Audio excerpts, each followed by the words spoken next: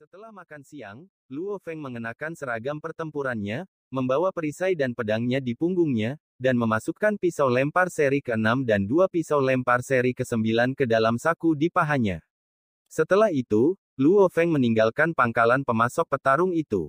Hari ini adalah hari yang gelap. Meskipun udaranya cukup segar, tanpa memegang pedangnya, Luo Feng menuju ke hutan belantara. Sepotong hutan belantara di depannya mungkin adalah lahan pertanian di masa lalu. Namun, setelah beberapa dekade, itu dipenuhi dengan gulma. Luo Feng mencari jalan setapak dengan gulma terpendek untuk dilanjutkan. Setelah melewati bagian itu dan berjalan sekitar setengah jam di jalan raya tua yang rusak, dia tiba di kota tingkat pedesaan tanda pagar 0231. PU. Luo Feng memotong ekor mastif singa, mengeluarkan tendonnya, lalu memasukkan tendon ke dalam tasnya. Dari pangkalan pemasok ke kota pedesaan, hanya dalam perjalanan singkat 100 mil, Luo Feng sudah membunuh sekitar selusin monster level prajurit normal. Pelatihan gratis setiap hari di mana saya bahkan bisa mendapatkan uang darinya. Di mana Anda akan menemukan sesuatu seperti itu? Sedikit tersenyum Luo Feng sambil terus berjalan di sektor perumahan yang hancur. Ada beberapa monster yang bersembunyi di sekitar sektor sepi ini. Luo Feng mengangkat kepalanya dan melihat bayangan monster di lantai 3 apartemen tempat tinggal di depannya. Secara resmi memulai pelatihan, Luo Feng dengan ganas menginjak lantai, menyebabkan suara gemuruh dan membelah lantai beton, dan terbang menuju balkon lantai 3 itu seperti bola meriam. Hari-hari pembantaian, mulailah. Setelah beberapa hari, sebagian besar monster di kota telah musnah sejak Luo Feng mulai bersembunyi di kota tingkat negara tanda pagar 0231 ini. Tidak seperti monster lain, Luo Feng tidak langsung membunuh mereka. Dia pertama-tama akan bertarung dengan mereka sebentar untuk latihan dan kemudian mengambil tindakan. Luo Feng selalu membawa tas menggembung dari bahan yang paling penting dari monster kembali ke pangkalan pemasok. Wang Wei dari pangkalan pemasok juga sangat tercengang dengan efisiensi Luo Feng. Hari ketiga pelatihan Luo Feng.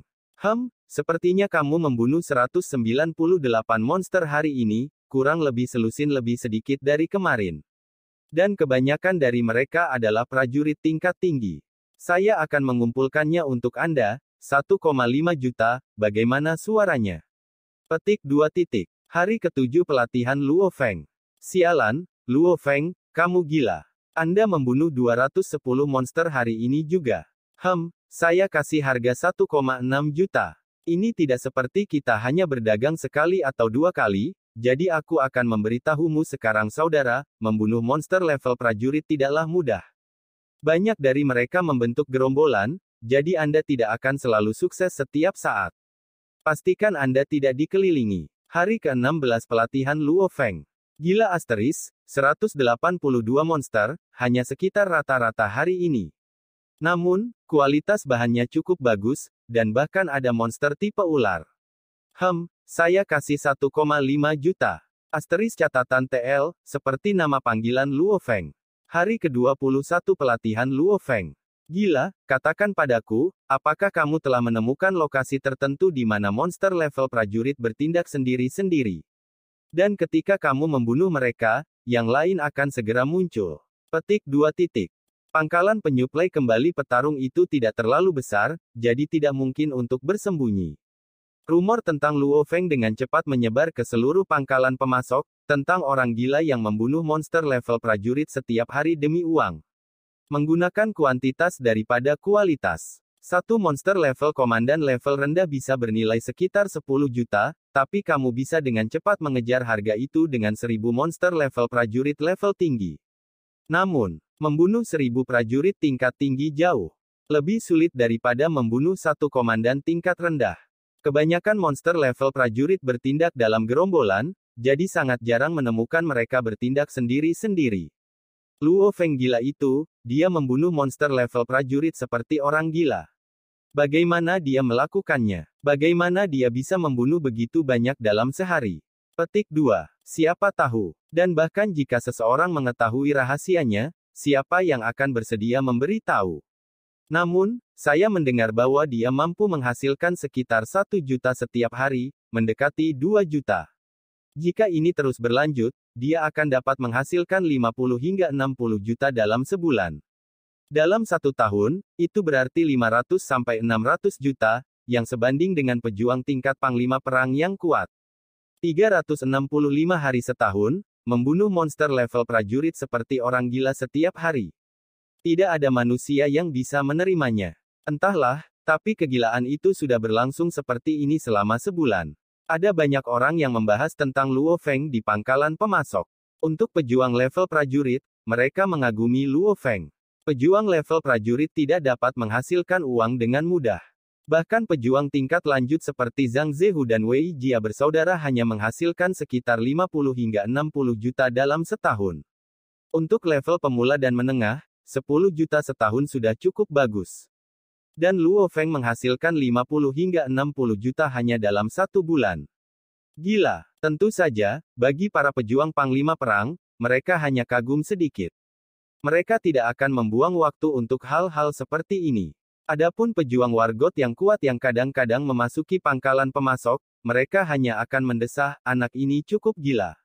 Menarik. Tanggal 29 November tahun 2056, langit gelap dan angin bertiup kencang. Di lantai pertama di beberapa pasar kota, 10 babi hutan bertanduk besar melolong saat mereka terus-menerus mengerumuni seorang pemuda. Deru terus bergemuruh di seluruh kota dan beberapa rak sudah hancur berkeping-keping. Babi bertanduk benar-benar marah dan menyerang dengan gila. Pemuda itu memiliki perisai heksagonal di satu tangan dan pedang hantu di tangan lainnya. Dia bergoyang seperti kupu-kupu sementara gerakannya menyebabkan beberapa bayangan muncul. Satu kata, cepat. Menyerang. Luo Feng, yang terus menghindar, langsung menggerakkan pedang hantu di tangannya. Saat ini, beberapa suara kecil seperti guntur bisa terdengar. Oh, memang, mereka bilang begitu bilahmu mencapai level tertentu, udara di sekitarnya akan mulai mengeluarkan suara ini. Pedang itu menghunus leher setiap babi hutan bertanduk dengan akurasi yang tak tertandingi. Menggabungkannya dengan gerak kakinya menyebabkan kekuatan menjadi lebih menakjubkan. Meskipun ada banyak babi hutan bertanduk, hanya 2 atau 3 yang dapat menyerang Luo Feng pada saat yang bersamaan. Setiap kali dia membunuh 1 atau 2, Luo Feng selalu bisa menggunakan mayat monster untuk menemukan celah dan menghindari dibanting oleh gerombolan monster. Bahkan banyak pejuang panglima perang tidak bisa menangani lingkungan mereka dengan begitu akurat. PU. Darah segar babi hutan bertanduk menyembur seperti air dari air mancur. Dalam sekejap, setengah dari 2 lusin babi hutan bertanduk terbunuh, dan 10 babi bertanduk lainnya melarikan diri setelah keadaan menjadi buruk. Ini tidak bagus. Jika itu bukan prajurit tingkat tinggi, itu tidak bernilai uang. Luo Feng memilih 19 prajurit tingkat tinggi dari semua mayat babi hutan bertanduk. Dia memotong tanduk mereka dan memasukkannya ke dalam tasnya. Tanduk seorang prajurit tingkat tinggi bernilai sekitar $8.000 jika saya menjualnya ke aliansi bawah tanah. Adapun mayat babi bertanduk lainnya, Luo Feng terlalu malas untuk mengganggu mereka. Namun, Luo Feng tidak terlalu suka mengumpulkan tanduk babi hutan bertanduk. Tidak hanya karena agak berat, tapi harganya juga rata-rata. Karena tasnya memiliki ruang terbatas, dia hanya mengumpulkan material dari sekitar 75% monster yang dia bunuh. Jumlah monster sebenarnya yang dia bunuh setiap hari lebih dari 300. Mau bagaimana lagi, siapa yang membuat tingkat reproduksi monster tipe babi hutan dan monster tipe anjing begitu tinggi? Setelah meninggalkan kota yang berbau darah, Luo Feng datang ke atap apartemen biasa berlantai 6 untuk beristirahat.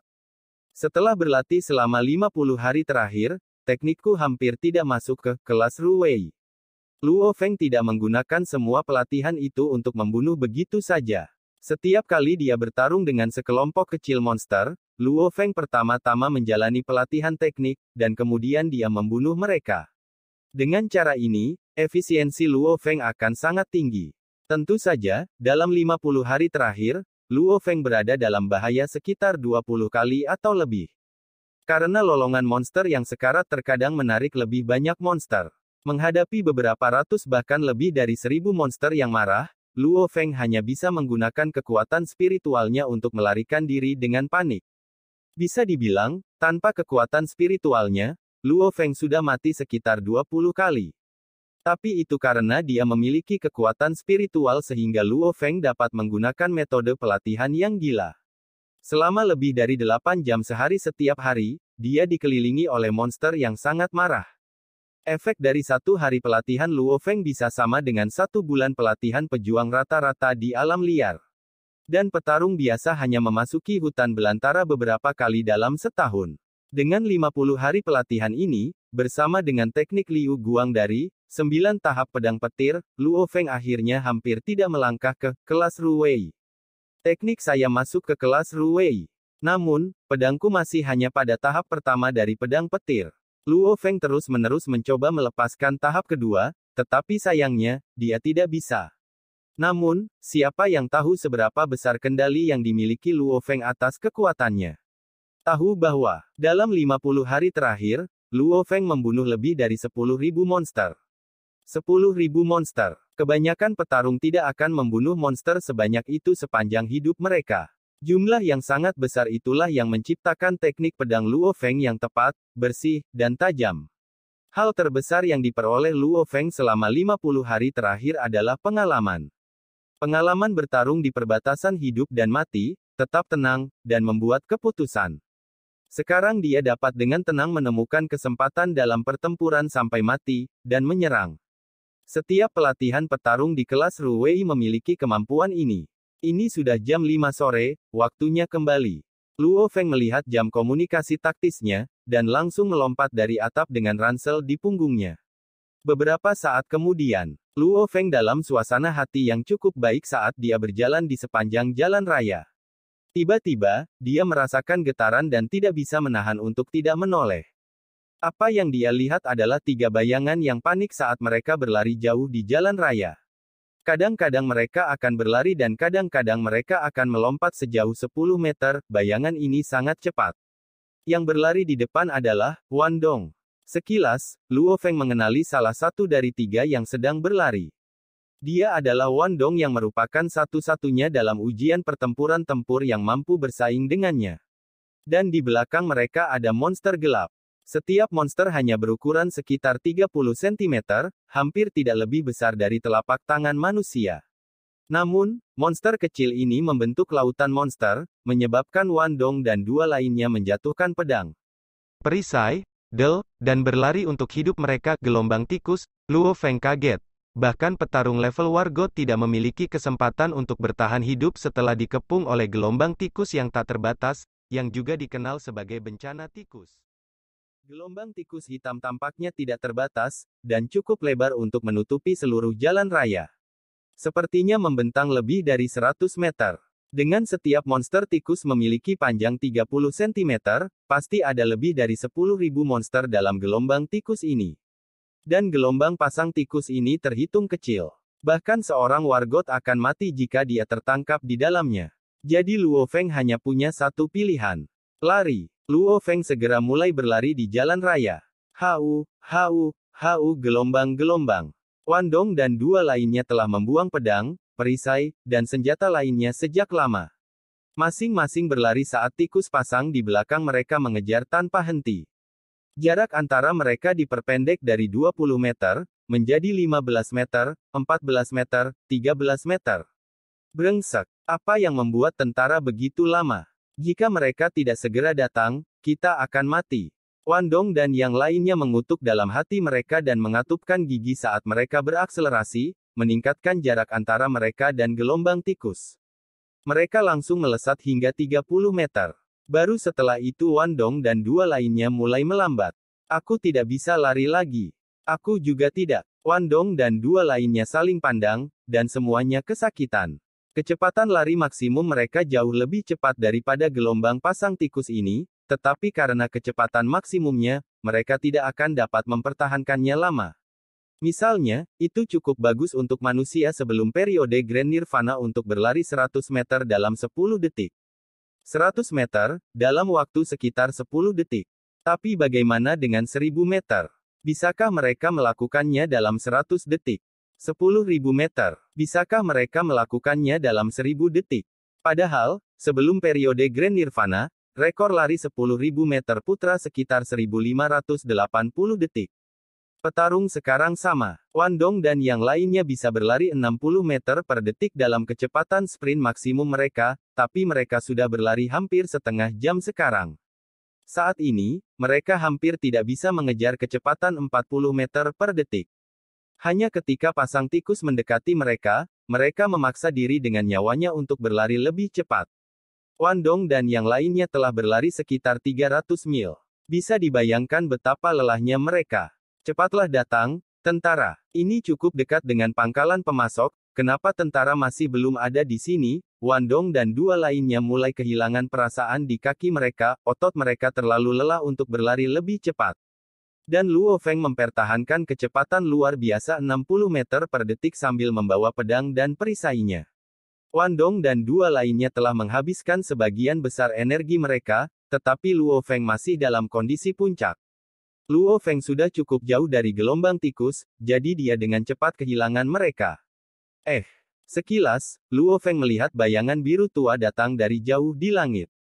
Pada awalnya, dia mengira itu semacam monster terbang, tetapi ketika objek terbang biru tua itu mendekat, Luo Feng menyadari apa itu. Itu semacam pesawat militer datar, bulat, berbentuk piring. Sebagian besar pesawat militer dibuat dalam bentuk ini, karena lebih mudah untuk menyerang dan bertahan dari monster yang terbang di udara. Tentara. Ini pesawat tentara. Trio yang kelelahan tiba-tiba berteriak bersemangat, dan masing-masing dari mereka mulai melaju. Luo Feng, yang masih berlari, juga melambat. Dia mengangkat kepalanya dan menyaksikan pesawat militer bergegas menuju gerombolan monster itu. Ketika berada sekitar 100 meter di atas tanah, ia mulai melayang dengan sempurna di atas gerombolan monster. Dengan penglihatan Luo Feng, dia melihat meriam raksasa keluar dari bagian bawah pesawat. RUMBLE gelombang-gelombang-gelombang. Api yang tidak pernah berhenti mulai dengan ganas menembakkan meriam, langsung menutupi gelombang tikus di bawah. Suhu nyala api mungkin beberapa ribu derajat, dan sebagian besar monster tikus dibakar hidup-hidup. Tiba-tiba, gelombang pasang tikus yang biasanya rapi itu runtuh seluruhnya. Mereka berlari ke segala arah sambil mengeluarkan teriakan ngeri. Namun, di bawah sangkar api, sebagian besar monster tikus langsung dibakar sampai mati. Sebagian dari monster tikus berlari ke ladang yang ditinggalkan di samping jalan raya, langsung menggali ke dalam tanah, dan menghilang. Kalian berempat pejuang, gelombang pasang tikus tingkat 3 telah muncul dalam radius 1000 mil. Silakan kembali ke basis pemasok. Belum terlambat untuk kembali ke hutan belantara setelah peringatan gelombang tikus dibatalkan, sebuah suara terdengar dari pesawat. Tiba-tiba, ia membelah udara saat terbang, pergi untuk menyelamatkan pejuang lainnya. Wandong dan dua lainnya menghela napas dalam-dalam. Kami telah mempertahankan hidup kami. Kami hampir selesai. Ketiganya sangat lelah. Luo Feng, Wandong tidak bisa menahan untuk tidak berteriak ke kejauhan, ada yang bisa dimakan. Beri kami sesuatu untuk dimakan. Untuk minum. Luo Feng tertawa saat dia datang. Wandong di depannya tidak dingin dan cemberut seperti sebelumnya. Dia kelelahan, dan dipenuhi dengan kegembiraan. Setelah berlari untuk hidupnya sekitar 300 mil, tubuhnya menggunakan energi yang luar biasa. Luo Feng mengeluarkan tas dari saku samping ranselnya dan mengeluarkan 3 bola, 3 ini permen berenergi tinggi, dan ini sekarung air. Luo Feng menyerahkannya, dan masing-masing menelan permen berenergi tinggi. Air di dalam karung itu pecah dan cepat habis. Luo Feng, terima kasih, ucap Wandong bersyukur, izinkan saya memperkenalkan kepada Anda. Yang di sampingku disebut Wang Ke. Yang lainnya disebut Jiang Tu.